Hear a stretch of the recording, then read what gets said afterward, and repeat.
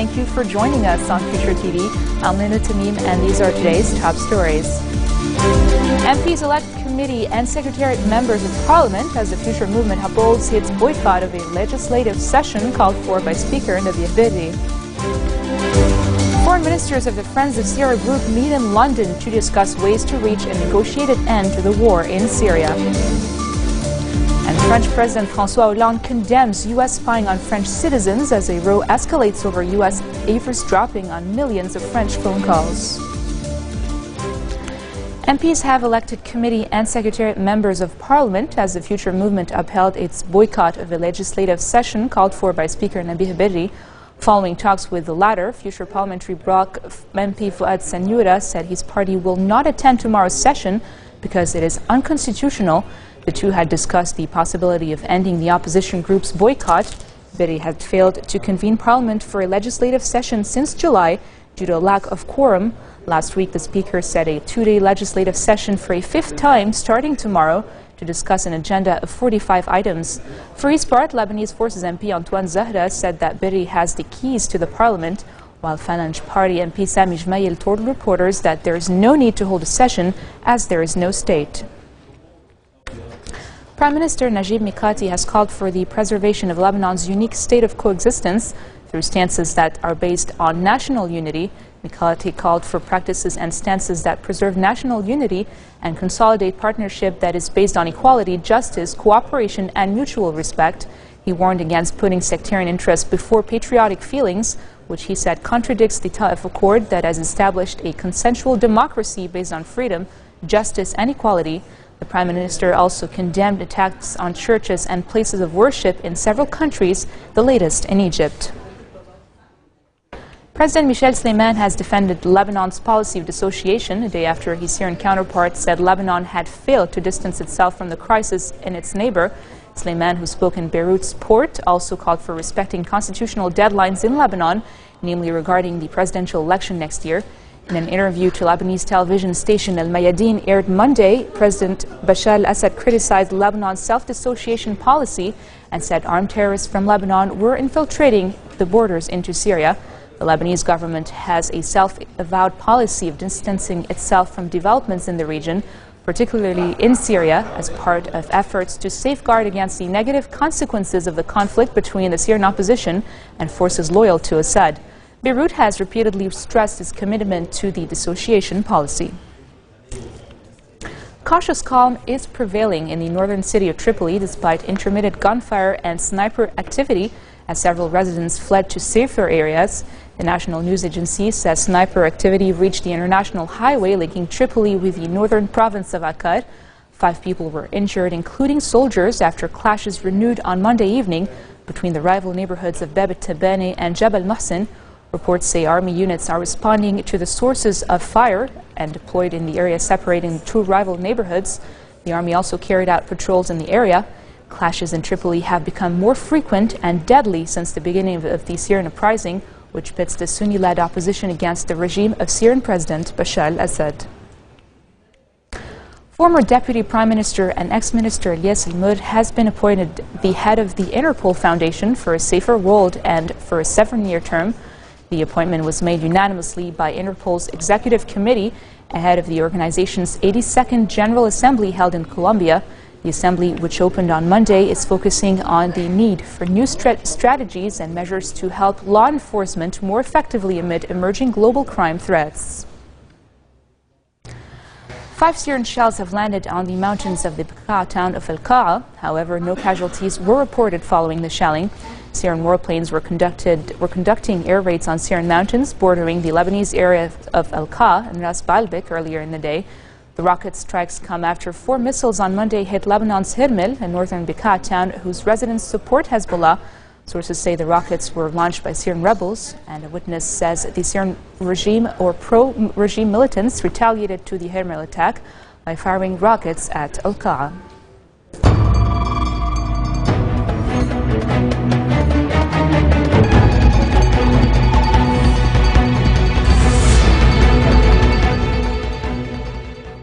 Foreign ministers and representatives of the 11 nations from the West and Mideast have met in London to discuss ways to reach a negotiated end to the war in Syria. The so-called Friends of Syria group will meet with Syrian opposition coalition chairman Ahmed Asil Jarbat later today.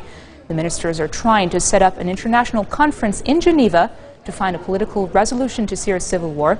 The country's main alliance of political opposition groups said it will only negotiate if it's agreed from the start that Syrian President Bashar al-Assad will leave power at the end of a transition period. Speaking ahead of the meeting, British Foreign Secretary William Hague acknowledged there are differing views within the Syrian opposition.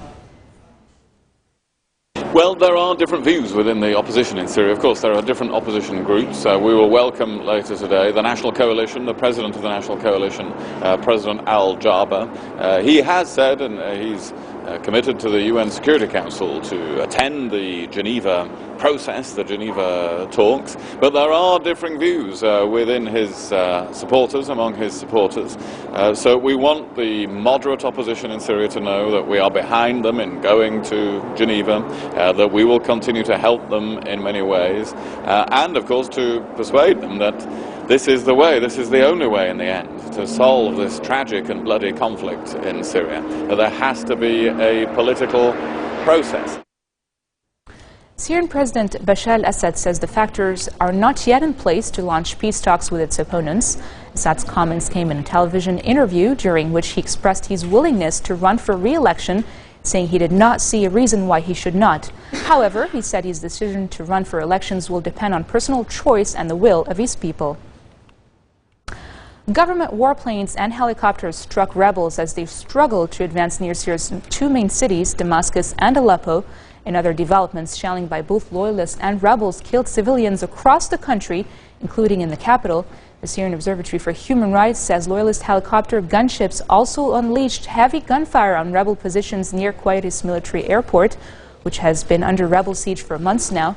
In Aleppo city, warplanes carried out an airstrike on battered Bab Nairab neighborhood, scene of a horrific regime missile strike in July that killed at least 29 people, mostly children. As clashes raged on Damascus's Jobar, Qaboun and Barze neighborhoods, the army pressed its bid to crush the rebels' positions on the city's outskirts. Violence also raged further south with army shelling in Daraa province. Coming up next, Britain's royal baby Prince George will be baptized tomorrow. We'll give you the details after the break.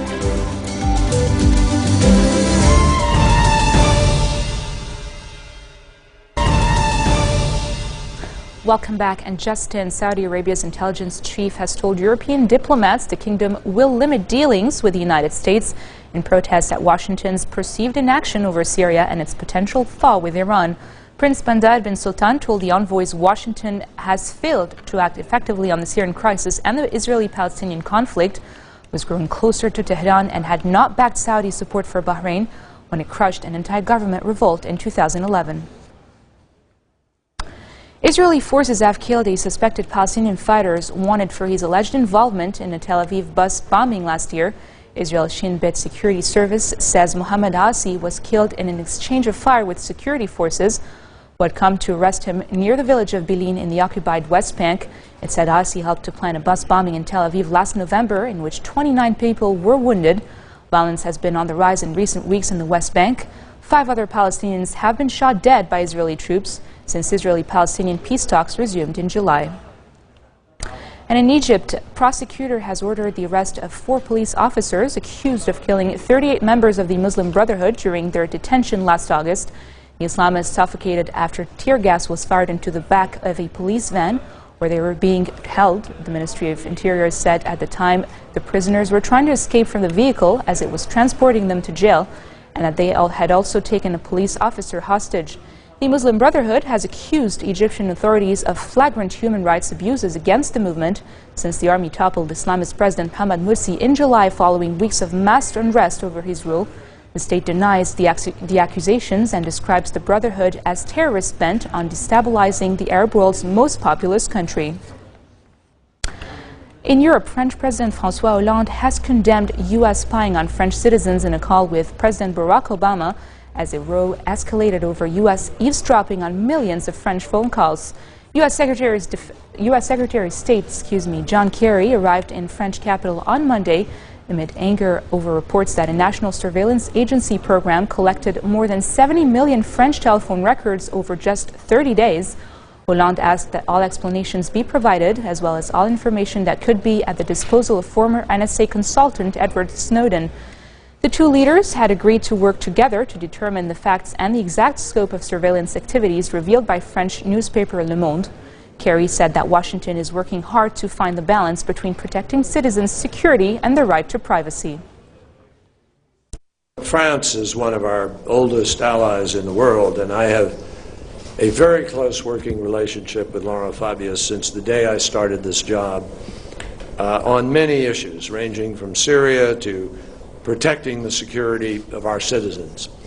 And protecting the security of our citizens in today's world is a very complicated, very challenging task, and it is an everyday 24/7, 365 task. President Obama said very clearly in a recent speech that he gave at the United Nations General Assembly just a few weeks ago, he said, "We in the United States are currently reviewing the way that we gather intelligence." And I think that's appropriate. And our goal is always to try to find the right balance between protecting the security and the privacy of our citizens. Now we move on with news around the world in brief. Protesters have marched to the headquarters of Brazil's state-run petroleum company Petrobras after it won the right to develop an offshore field that could contain 12 billion barrels of oil. 5 people were reported hurt as union workers opposed to the auctioning off of national assets to foreign companies clashed with police in Rio de Janeiro. More than 1,000 police were called in and responded with tear gas after about 200 protesters converged on the hotel hosting the action. The whole of northeast China has been enveloped in dense dust haze these days, forcing the region to issue orange alerts against heavy fog. The Chinese city of Harbin has been blanketed by clouds of choking pollution, slashing visibility to a few meters, shutting schools and halting transport in scenes that underscored the nation's environmental challenges.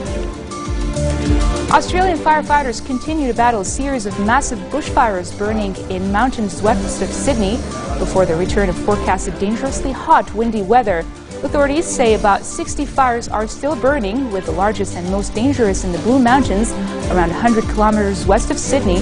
Thousands of firefighters, hundreds of fire engines, and 90 aircraft were battling with blazes, which have burned through more than 120,000 hectares. Britain's royal baby Prince George will be baptized tomorrow in another landmark event for the country's monarchy. The christening in St. James Palace will be conducted by Britain's most senior clergyman, the Archbishop of Canterbury. George's parents, William and Kate, the Duke and Duchess of Cambridge, are determined that it should be a small family affair. The guest list is so small that some of the most senior members of the royal family haven't been invited. It's just 3 months since William and Kate stepped out of St. Mary's Hospital in London and introduced their new baby to the world. The couple have been quick to return to the routine of royal engagements, guarding their privacy at home and leaving George out of the public gaze. This marks the end of our bulletin for today. Now for a reminder of our headlines. MPs elect committee and secretariat members of Parliament as the Future movement upholds its boycott of a legislative session called for by Speaker Nabih Berri. Foreign ministers of the Friends of Syria group meet in London to discuss ways to reach a negotiated end to the war in Syria. Finally, France condemns U.S. spying on French citizens as the row escalates over U.S. eavesdropping on millions of French phone calls. Those are today's headlines from us here at Future Television. I'm Lynn Tamim, wishing you all a very pleasant evening.